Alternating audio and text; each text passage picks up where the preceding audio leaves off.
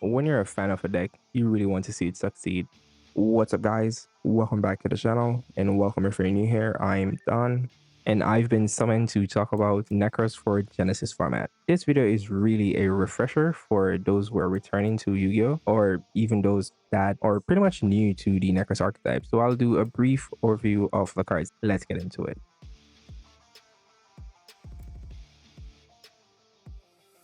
Alright, so to start things off, what are the Necros?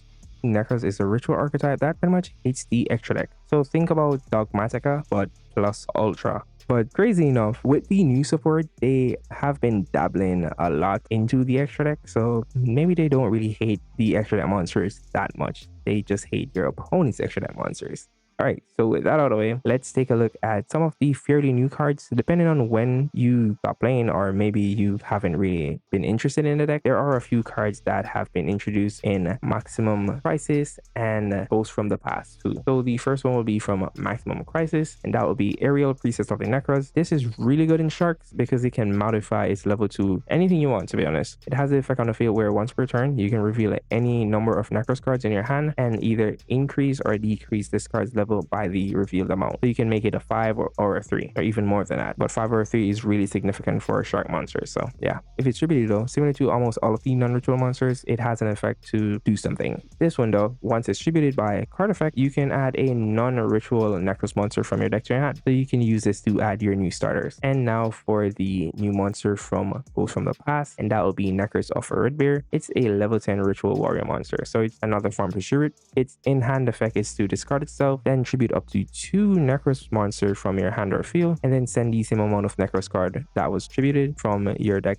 to the grave. So if you tributed 2 monsters, you send 2 cards, tribute 1 monster, send 1 card. That's pretty much it. While it's on the field though, it adds an effect that when a monster effect is activated, you can quick effect tribute a monster from your hand or field, negate the activation, and if you do, banish that card. So it's pretty much similar to the Synchro Red Bear. I don't know if anyone plays Dragonity. Now for the actual new cards, and this is our new power couple, and that will be Avens and Amelia. So first, we'll start off with Avens. Also, something to note, these 2 monsters have a particular effect that was pretty much unique to Shrewd only for this archetype, and that's the ability to be used as the entire tribute for a Necros ritual monster. However though, unlike Shrewd that can be used as the entire tribute anywhere that it is, these monsters only gain that ability while they're on the field. Doesn't matter if they're face up or face down. So on normal summon, Avens has the effect to special summon 1 Necros monster from your deck except himself. You can't special summon the rituals obviously because they can't be special summoned other than being ritual summoned. If it's distributed by card effect though, you can add back to your hand any number of banished Necros cards with different names, and that effect is once per duel, so be mindful of when you're using it. Now for the next card, that would be Amelia, Dance Priestess of the Necros. And it has an effect that if you have a warrior Necros on the field or in the grave, you can special summon this card. And if it's normal or special summon, you can add a Necros ritual monster or a Necros spell card. And notice that it didn't mention any Necros trap, but you can get that out of your mind. We're pretty much not getting any traps. Now for our new ritual monster, it's not really relevant to Genesis because it can't be played. It's a Pendulum, and that will be Necros of Methaltron. It has an effect that during the main phase, you can target an opponent's face-up monster. You can banish this card until the end phase and then banish that monster. This card returns to the end phase, but that monster is banished permanently. Also, any monster that is destroyed by battle by a Necros monster is banished. While it's in the Pendulum scale, if a Necros card is banished face up, you can target 1 spell or trap on the field and banish it. It's as simple as that. But as I said, you cannot use it for Genesis, so let's get on to our new spell, and that's the quick play spell, Necros Divine Mirror. It states that during the main phase, you can ritual summon 1 Necros monster from your hand or banishment by choosing the monsters from your hand, field, or sending Necros monsters from the extra deck to the graveyard. That part is really for your Necros pendulums because you do have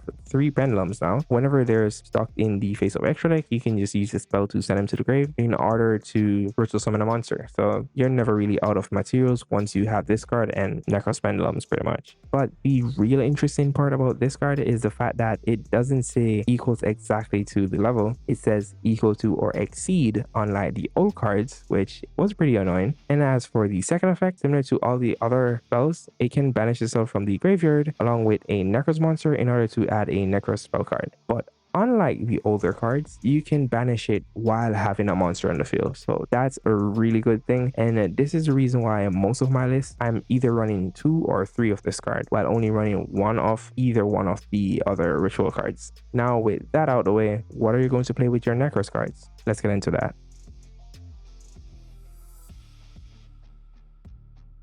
So now that you're pretty much up to date with the cards, let's see what you can do with them. So the first thing that might come to your mind when thinking about Necros in Genesis would be Djinn Releaser of Rituals. And I would say no, because the cost outweighs the value. So look at this. Djinn Releaser of Rituals is costing exactly 100 points. That means that you can't play any other card that has a point value. That means you can play cards like Preparation of Rites. So you're only relying on 7 Tachyon or even Small World. That isn't good, to be honest. That means that you don't have any way of searching Djinn, and you don't have any way of searching your engine consistently if you happen to not draw the cards that you need to open, or let's say your Brionac gets Ash, you'd need something else.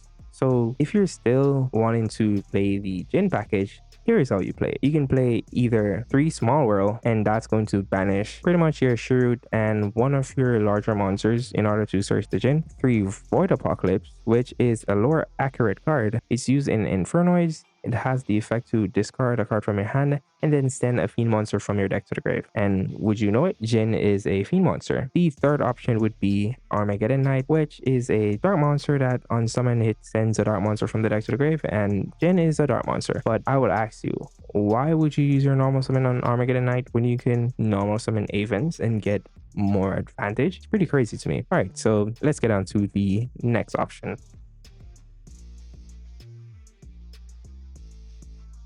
Dogmatika. This is like the child of Necros, to be honest, due to the fact that they hate the extra deck and they're a ritual theme. So it's a bit too expensive for not doing anything much. And what do I mean by that? So their main starter is the Virtuous Ecclesia, which searches any Dogmatika card. It's really good. It's cost like 3 points. It's not really that bad. But when you look at the fact that Herald costs like 50, and Deer Servant costs like 33, then it doesn't really make any sense because you don't really have much consistency with this engine other than trying to search the Ecclesia with 7 Tachyon, which why would you do that when you can just search Havens or Emilia? The next thing is that, as I said before, Herald is 50 points. That means you only get 1 Herald, so the Maximus isn't as impactful, and the fact that Nadir is 33, it's definitely not impactful, so you can just get out of your mind. But if you want to play a small package with like 2 or 3 Ecclesia with the new Fleur-de-Lis and one of the old Fleur-de-Lis with like a large punishment package, you can do that as well. This also allows you to play Ultimate Slayer because the cards that you would send with the Dogmatika punishment, you can also send it with Ultimate Slayer to clear boards. And that's pretty much it for the Dogmatika side of the Necros Genesis.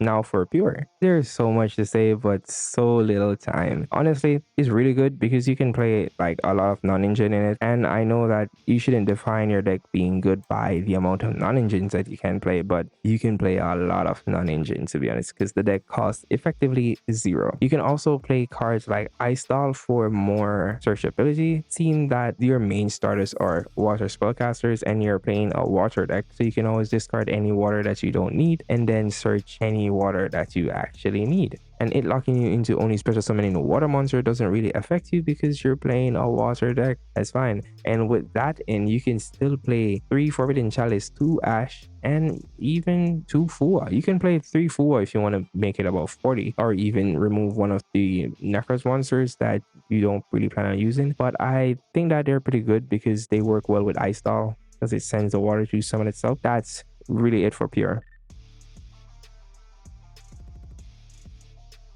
If you made it this far in the video, you can leave a like. Also, if you want to see more videos from me, you can check out my channel. Then if you want to see more videos from me in the future, you can subscribe to the channel. Let's get back into the video. And now finally, my favorite variant. Well, my favorite variant is actually Dracotail / Magistus, but for Genesis, my favorite variant. And that's because sharks cost nothing. I mentioned it before, but I didn't really went in depth as I should go. So the reason why I like sharks is that if Necros break the board, these sharks can OTK. And if the sharks break the board, the Necros can OTK. That's pretty much the synergy right here with the fact that they're all water. So you can even play ice dolls in this and it wouldn't even matter at all. With the shark package, you have access to a counter trap if you rank up far enough and you're main decking it. I put it in the side and that exceeds unbreakable barrier. You can send it with the hydro jet, so that's really something that is as easy as playing the game. Similar to pure, it dies to droll, so that's something, but it packs a punch. So if you didn't get droll, trust me, you're most likely going to win, even if they use Ash Blossom or some other strange card. The only thing that might stop you would be the barrier, but if they debury you in Call Ritual, you can Xyz summon, and if they debury you in Call Xyz, you can Ritual summon. That's the fun part of this deck, and that's where it one-ups pure. The fact that it's flexible, you can either ritual summon or Xyz summon. That's just it. As for the board breaking potential, cards like Silent on Arc is pretty much broken. Then you have cards like Chaos, Silent on Arc, Nash Knight, the Spider Shark, Utopic Ray Lancer, the Kraken, and even the Full Armor Crystal Zero. That card goes crazy into a board because it has an effect to detach a material and just negate your opponent's entire field. Like, what is this card? And if it's about to get destroyed, you can just detach a material. Like, this card is perfect. And with the fact that you can just banish the Xyz Trap from the grave to rank up any rank 5 water Xyz monster into a high wave King Caesar is just like the icing on the top of the cake. And that's really why I think this version of the deck might just be the best version for Genesis, or even the best version overall. So yeah, that'll be it for today, guys. If you guys have any questions, you can leave it in the comments, and let me know if you want to see more in-depth videos on any one of these variants of Nekroz in Genesis, and I'll see what I can do about going further into the deck, because I've tried almost every one of these variants before, and that's why I know that sharks might just be the way.